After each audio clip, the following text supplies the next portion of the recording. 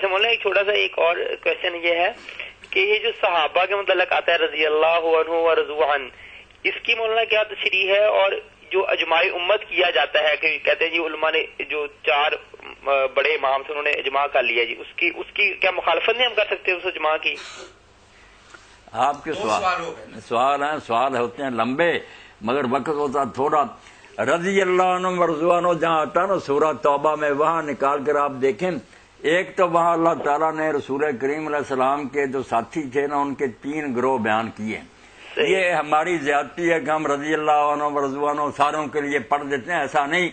ایک گروہ تو اول نمبر لوگوں کا بیان کیا، وہ سارے مہاجر انصار بھی نہیں، والسابقون الاولون من المہاجرین والانصار، کہ مہاجرین انصار میں سے جو اول آئے اور نیکیوں میں بھی آگے نکل گئے، والذین اتبعوہم بإحسان، اور جو بعد میں بھی آئے مگر پھر انہوں نے انہی پہلوں جیسے ہی نیکی کی، اتبعوہم بإحسان، اسی طرح کے نیک۔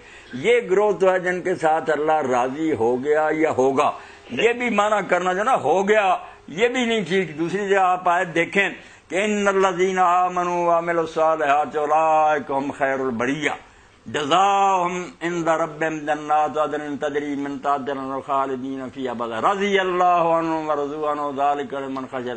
یہ سارے اہل ایمان کو اللہ کہہ رہا کہ جو ایمان لائے اور نیک کام کیے، ماضی کا سیگا، مگر سب کہتے ہیں کہ جو کچھ ہو جانا ہے نا پکا ہے، چونکہ اللہ کا وعدہ اس کو بیان کر دیا کہ ہو گیا سمجھو، تو ہوگا یہ قیامت کے دن۔ اب جو اس معیار پر اتریں گے کہ وہ سابقون ہوں گے، وہ ہوں گے، وہ دوسرا گروہ وہاں بیان فرمایا کہ مدینہ والے اور ارد گرد منافق ہیں ایسے پکے جن کو رسول تو بھی نہیں جانتا، ہم صرف جانتے۔ دوسرا گروہ یہی ہے حضور کا ساتھ ہی بیان۔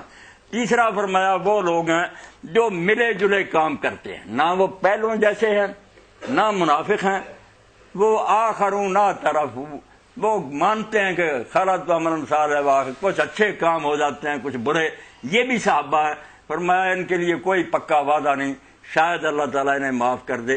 3 گروہ تو وہاں ہی ہیں مگر وہاں سے دھاندلی کرتے ہیں کہ یہ پڑھے جاتے ہیں، کوئی فیصلہ نہیں کرتا۔ پھر وہاں باتیں ہیں اوصاف کی، کوئی نام لے کر نہیں کہا، اب کس میں وہ وصف ثابت ہوتا، کون اس پیمانے پر اترتا، یہ تو قیامت کے دن اللہ فیصلہ کرے گا۔ آپ نے جو حدیث پاک میں فرمایا کہ کتنے اصحاب ہیں جو مرنے کے بعد دوبارہ میرا منہ نہیں دیکھیں گے، تو دوڑتے آئے حضرت عبد الرحمن بن عوف، انہوں نے آ کر حضرت عمر سے کہا میرا تو ہو گیا غرق۔ اما ام سلمہ کہہ رہی ہیں کہ حضور نے فرمایا میرے اصحاب ہیں مگر مرنے کے بعد میرا منہ بھی نہیں پھر دیکھیں گے۔ وہ گئے، انہوں نے جا کر کہا ماں خدا کے لیے مجھے بتا دے، میں تو نہیں۔ انہوں نے کہا تجھے بتا دیتی ہوں کہ تو نہیں، باقی نہیں اب میں بتاؤں گی۔ اس لیے کیا پتا کیا بنے گا کیا نہیں بنے گا، لوگ نہ جنتی کہیں نہ دوسری کہیں، چھوڑیں ان باتوں کو۔ باقی جو مر چکے ہیں ان کے لیے ہم برائی نہیں کوئی کرتے۔ باقی رہ گئی بات الصحابۃ کلھم عدول، یہ نہ کوئی آیت ہے نہ حدیث ہے، حدیث کے عالموں میں بھی اختلاف ہے، کچھ کہتے ہیں سارے عادل ہیں کچھ نہیں ہے، ہم مانتے ہیں عادل ہیں، مگر عادل کا معنی وہی ہے جو شاہ ولی اللہ نے کیا، شاہ عبدالعزیز نے کیا، کہ اس کا معنی یہ نہیں کہ وہ نیک ہیں، ان میں فاسق بھی ہیں، ان میں شرابی ہیں، ان میں زانی ہیں، صرف حدیث کی حد تک سب سچ ہے۔ یہ پرکھ لیا گیا کہ بڑے بڑے گناہ ہوئے ہیں مگر یہ گناہ نہیں کسی سے ہوا، کہ جنگیں بھی ہوئی مگر کسی نے جعلی حدیث بنا کر نا کہ حضور نے یہ کہا یہ کام نہیں چلا، اس سے اللہ نے پہلی جماعت کو بچا لیا۔ اس لیے صحابہ کرام میں اور عیب ہوں گے، بڑے بڑے مولانا ابو القاسم بنارسی اہل حدیث عالم صدر سے تنظیم ہے، وہ صاف رکھتے ہیں کہ صحابہ میں فاسق بھی ہیں، جن میں حضرت معاویہ مغیرہ، صاف لکھا ہوا عربی میں ان اہل حدیثوں کے پاس، مگر وہ کہتے ہیں حدیث میں جھگڑا نہیں کریں گے۔ حدیث جب آئے گی، کیونکہ دیکھ لیا کہ حدیث میں یہ لوگ جھوٹ نہیں بولتے۔ یہی ابو داؤد شریف میں کہ ابو حضرت معاویہ رضی اللہ عنہ کان لا یتهم فی الحدیث، اور باتوں میں ان پر الزام تھا، حدیث میں ان پر تہمت نہیں تھی۔ حدیث بات تو یہ تھی کہ حدیث میں یہ لوگ سب قابل اعتماد ہیں، ذاتی زندگی میں لوگوں سے برائیاں بھی ہوئی ہیں، باقی نہ جنتی نہ دوزخی، معاملہ اللہ کے ہاتھ میں ہے، اللہ معاف فرمائے رحم کرے، سیدھی سی بات۔ اور دوسرا سوال کیا تھا؟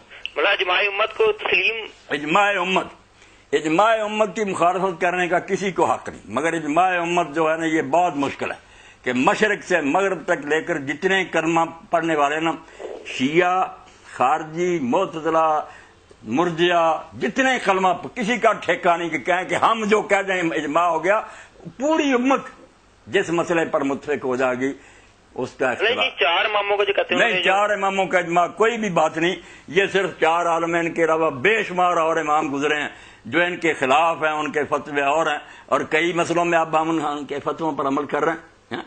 اس لیے یہ چار چور کی بات کوئی نہیں، پوری امت متفق ہو جائے۔ مشرق سے مغرب تک کسی مسلمان سے پوچھا جائے کہ زنا کہے گا حرام، گناہ کرے مانے گا حرام۔ ایسی باتوں کو جو رد کرے وہ پھر یہی مطلب ہے کہ مسلمان نہیں رہنا چاہتا۔ مسلمان اجماع امت، اس میں سے ایک آدمی بھی باہر ہوگا نا کلمہ گو، وہ امت کا اجماع نہیں ہوگا، اکثریت کہتی پھر یہ ختم نبوت اجماع امت ہے۔ اس میں یہ صاف ہے کہ ایک مسلمان بھی نہیں تھا عالم جو کہتا، خود مرزا بھی نہیں تھا 20 سال کہتا تھا کہ جو حضور کے بعد کہہ کہ نیا لفظ وہی کا اترا ہے اور میں نبی ہوں وہ خارج از اسلام ہے، کافر ہے۔ اب بعد میں الو سیدھا کر رہی ہے تو الگ بات، بہانے بنانے شروع کری۔ یہ کلمہ گو سارے جانتے تھے، اسی لیے عالمگیری میں لکھا کہ کوئی مسلمان اگر کہے کہ یار مجھے نہیں پتا حضور آخری نبی ہے، یہ نہیں، وہ کافر، وہ نہیں مسلمان۔ یہ ہوتا ہے اجماع امت۔